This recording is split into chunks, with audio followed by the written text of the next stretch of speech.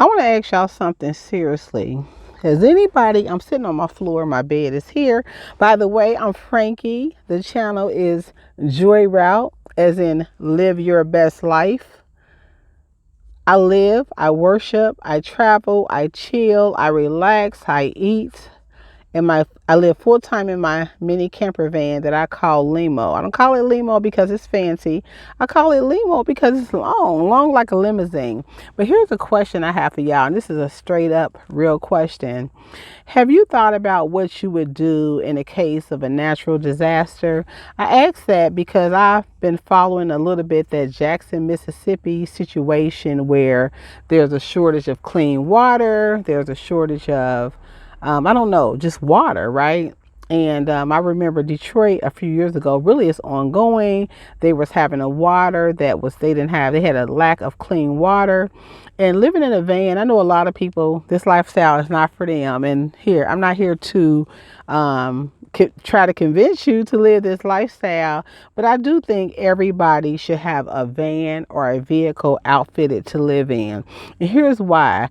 It could be a fire in your area, and everybody needs to evacuate. It could be a tornado or weather, serious weather like a tornado or a flood. Remember what happened in New Orleans? And so having a vehicle ready, prepared, like with plenty of water, rations of food, it's something to keep you warm in case like you have to move to a cold area, something to keep you cooled off. It's time to really seriously think about that. I think a vehicle, and I've told both my sons this. Not only I tried to convince my sons, honestly, I've tried to convince both of them to move into a van when they're not in a relationship. I've tried to convince them to get a van. I've tried to convince them. And if you don't get a van, I would say get an SUV. I know I have several family members who have SUVs. My one cousin, and I'm going to put a clip in here. I think I'm going to put that clip in here. Her SUV it's bigger than this minivan.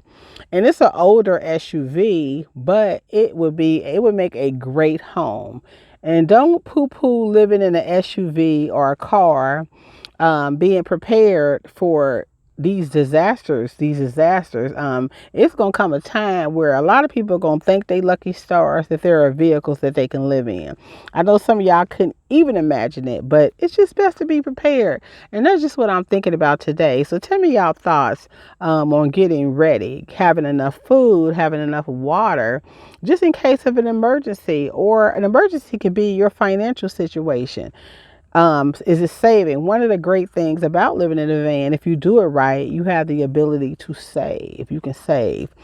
And you can, if you want to, every now and again, you can treat yourself, but you can save a lot living in a van. You can, just depending on what kind of lifestyle you get. And but I've been thinking a lot about that after watching that Jackson in Mississippi, what's going on there with the shortage of clean water and the lack of water. I've been thinking, what would people do in a case of emergency? These are things we got to think about. We got to get prepared. I'm not trying to sound the alarm, but I just do want to put that on people's mind. And let me ask y'all something. Are you prepared for an emergency? Like if you had to evacuate your home, where would you go? What would you do? I was reading an article. I read an article that the average American couldn't cover. One article said a $600 expense, and one article said a $1,000 emergency. So the average American couldn't cover a $600 emergency or a $1,000 emergency. Could you cover that emergency? Also, Americans are spending 50% more, 56% more than we spent last year.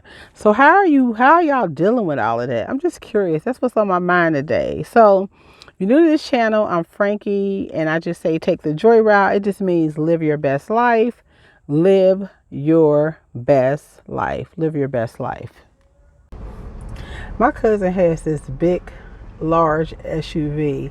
It's one of those gas guzzler SUVs. And I told her, I was like, you can live in this. Like, if anything ever happened, you can live in this. She was like, bye, girl, bye. But I'm telling her, don't play all this room. She's the one with the Airbnbs and the buildings and all that. And guess what? She's always hauling stuff. I'm like, if you ever lost your stuff, she was like, I ain't never gonna lose my stuff. But anyway, she could live in this. This is huge. This SUV is huge. It's larger than my van. So I'll say that to people. If you ever thinking about moving in something, you can move into an SUV. Hey y'all, real quick. My friend Fia seen on the left hand side, her channel is Dat Boondocking Diva. Dat Boondocking Diva. I'll put a link below. We're gonna try to bring y'all videos every day in September. And I know my therapist used to say, try means you won't. Try means you won't. But we're gonna try to bring y'all videos every day in September. And not only is Fia and myself, but we're also gonna do it with Danette of What It Do DG. Danette of What It Do DG. They have a really great great video that I have not watched because I'm gonna cry because I wasn't there, where they're at a farm, and I'm gonna put a link to that video. But go check out Fia, that Boondocking Diva, and also Danette, What It Do DG. Danette, What It Do DG, because we're going to try. Remember, my therapist said, try me you want. We're going to try to work together. Three people who Fia travels in her RV van. It looks like a van, but it's an RV. It looks like a van, but it's an RV. Danette travels in her SUV. So we're all van dwellers, whether it's part-time, full-time, some of the time, vacation time, whatever. So we're going to do this challenge. So y'all try to support us. Not try, because try me, y'all won't. Support our videos, our daily videos. If you see it, click on it, like it, hit the notification bell, all that good stuff. Thank y'all so much. And whatever you do and however you do it, always, always say that. Take the joy route. Take the joy route. Here I'm at Indiana Dunes Beach. This is a throwback video. I have to talk over it because they're playing music. I'm here with my girl Fia, that Boondocking Diva. Again, they're playing music. It was an overcast sky. It looked like that, but this blue sky, the overcast cleared out, and then that blue sky came in. Baby, when that blue sky came in, it was so nice. And the sand was so warm. It just made your feet just feel like you were getting like a massage with heavy clay or something. I don't know. But anyway, y'all, it turned out to be a very nice day. I am talking over this video because somebody wanted to play music on the beach. Imagine that. Playing music on the beach. Excuse me, but you're playing music on the beach while I'm making a video. No, it was all good though, y'all. Had a really, really good time at Indiana Dune State Park. Yeah, it was real nice. So we had a real good time. All right, y'all, take the joy route.